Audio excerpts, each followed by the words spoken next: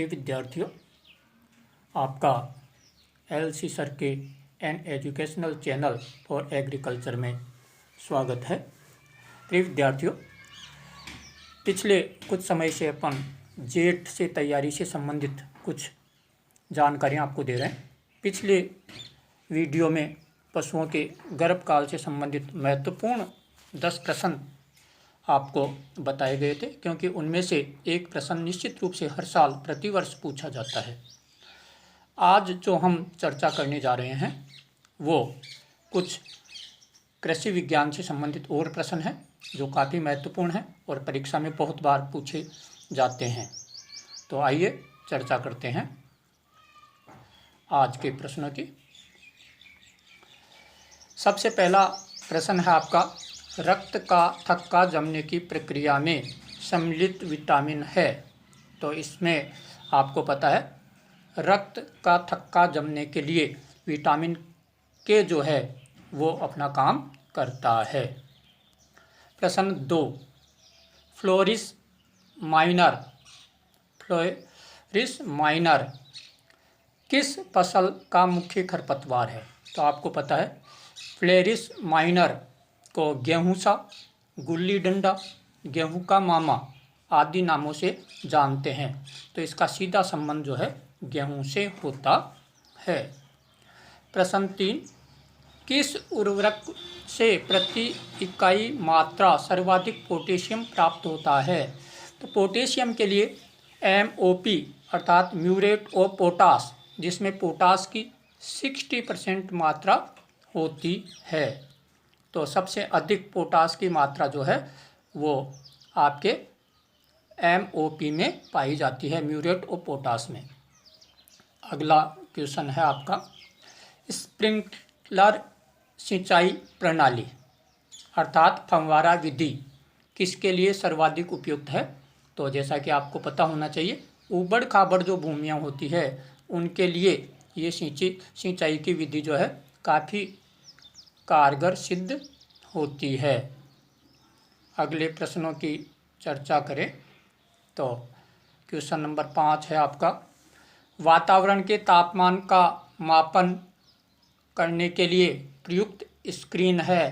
तो Stevenson screen, कक्षा 11 में आपने पढ़ा होगा स्टीवेंसन स्क्रीन। तो वातावरण का तापमान मापने के लिए ये प्रयुक्त स्क्रीन है। क्वेश्चन नंबर 6, माइकोलॉजी में अध्ययन किया जाता है। तो फफूंद जो है होती है उसका अध्ययन माइकोलॉजी में किया जाता है। आर्जीमोन मैक्सिकाना ये नाम है सत्यानाशी का।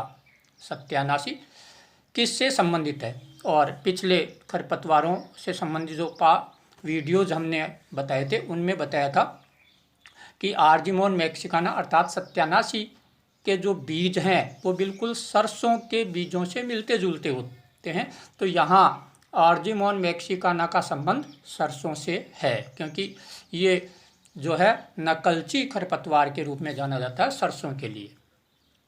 अगला क्वेश्चन है, उसी खेत में पिछली फसल की कटाई के पहले अन्य फसल को बोना कहलाता है, इसे कहते हैं रिले फसल। अगला प्रश्न है, जेट्रोफा क्या है? तो जेट्रोफा एक तेल देने वाली फसल है।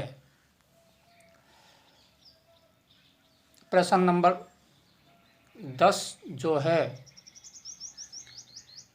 उसमें पर्णरंध्रों का खुलना व बंद होना, इसके लिए कौन उत्तरदायी है? तो इसके लिए है पोटेशियम आयन, अर्थात पोटेशियम आयन के द्वारा ही पर्णरंध्रों का खुलना व बंद होना निर्धारित होता है। प्रश्न संख्या 11, गन्ने में सिंचाई की क्रांतिक अवस्था है। तो वृद्धि जो अवस्था है उसमें सिंचाई करना बहुत जरूरी है। अगला 12वां प्रश्न, फलदार वृक्षों में उर्वरक उपयोग की उपयुक्त विधि है। तो उत्तर है थाला विधि, क्योंकि प्रत्येक वृक्ष के लिए थाले होते हैं और उन थालों में ही जो है उर्वरक डाला जाता है।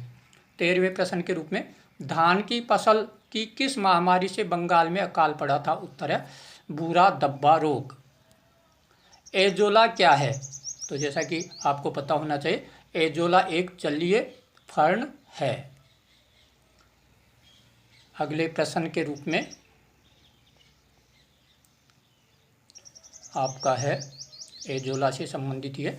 एजोला का प्रयोग किया जाता है, तो एजोला का प्रयोग जैव उर्वरक के रूप में किया जाता है और धान में विशेषकर इसका प्रयोग होता है। 16वां प्रश्न है, धान के खेत में कौन सी गैस निकलती है? उत्तर है मीथेन गैस। वाम क्या है? वाम क्या है? ये माइकोराइजल जैव उर्वरक होता है। अगला प्रश्न है, मनुष्य निर्मित अनाज है ट्रिटिकेल। ध्यान दें, ट्रिटिकेल ये गेहूं और राई के संकरण से उत्पन्न किया गया अनाज था, जिसको ट्रिटिकेल के नाम से जानते हैं। तो मानव निर्मित अनाज है ट्रिटिकेल। पौधे नाइट्रोजन को ग्रहण करते हैं। उत्तर है नाइट्रेट के रूप में। ध्यान दें, धान और गन्ना के अलावा जो पौधे नाइट्रोजन को नाइट्रेट के रूप में ग्रहण करते हैं, केवल धान और गन्ना इसे अमोनिया के रूप में ग्रहण करते हैं। प्रश्न संख्या अगला है,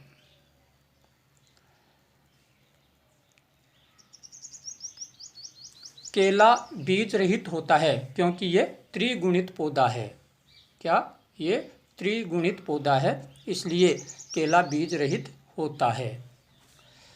अगला प्रश्न है, असमतल भूमि में सिंचाई की सर्वोत्तम विधि मानी गई है। असमतल, जैसे अभी इससे पहले भी एक प्रश्न पूछा गया था, ऊबड़ खाबड़, तो असमतल भूमि में फव्वारा विधि काम में ली जाती है।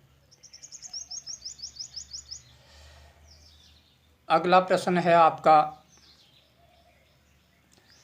एनीमोमीटर से ज्ञात करते हैं।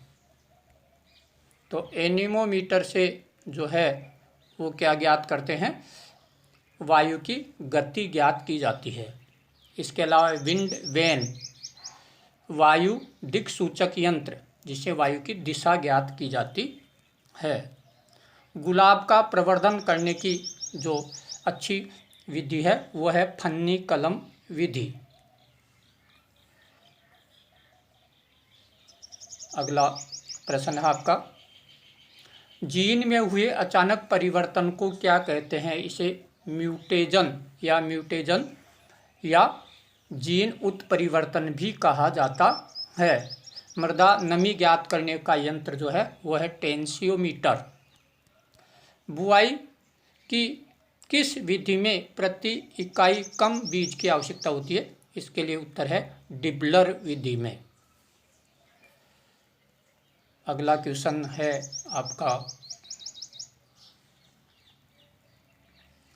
जिंक सल्फेट को कभी भी किसके साथ नहीं मिलाकर देना चाहिए? उत्तर है सिंगल सुपर फास्फेट SSP के साथ इसे कभी भी मिलाकर नहीं देना चाहिए। 32वां प्रश्न है, अधिकांश दलहनी फसलों में नाइट्रोजन संबंधी आवश्यकता होती है 15 से 20 किलो प्रति हेक्टेयर। जैसा कि आपको पता है, जो दलहनी फसलें हैं उनमें ज़्यादा नाइट्रोजन की आवश्यकता नहीं होती है। अगला क्वेश्चन है, मक्का में संकर बीज उत्पादन के लिए किस प्रकार की नर वंध्यता का प्रयोग किया जाता है? उत्तर है साइटोप्लाज्मिक। अगला प्रश्न है, कपास का रेशा है, तो इसका उत्तर है बीज का बाह्य कवच, अर्थात बीज का जो बाहरी आवरण है वही कपास का रेशा होता है। आज के लिए इतना ही। अगले वीडियो में हम 30 और प्रश्न लेकर आएंगे जो आपके जेट से संबंधित होंगे और काफ़ी महत्वपूर्ण होंगे। आज के लिए इतना ही, धन्यवाद।